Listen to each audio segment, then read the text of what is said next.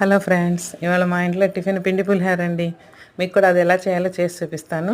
చేసి తినేసేయండి, చాలా బాగుంటుంది. పొద్దున్నే మంచి టిఫిన్ అండి.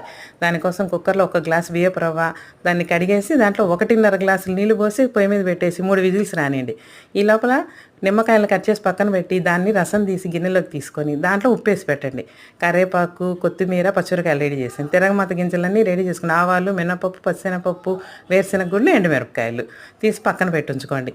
ఇదిగోండి కుక్కర్లో ఉడికిపోయింది. దీన్ని ఒక బేసన్లో పెట్టేసుకోండి. మొత్తం తీసి చల్లారనివ్వండి. కొద్దిగా ఉండలు లేకుండా చూసుకోండి. తర్వాత చిన్న బాణీ పెట్టుకుని అందులో నూనె వేసి ఈ తిరగమాత గింజలన్నీ వేసేయండి. బాగా వేగనివ్వండి. చక్కగా ఎంత వేగితే అంత రేచండి.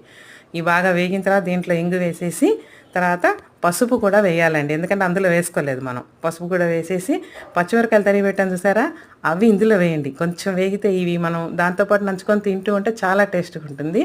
తర్వాత బేసన్లోకి వేసేసి బాగా కలపండి. కలిపిన తర్వాత ఈ నిమ్మరసం, ఉప్పు కలిపి పెట్టండి, అది కూడా వేసేసేయండి.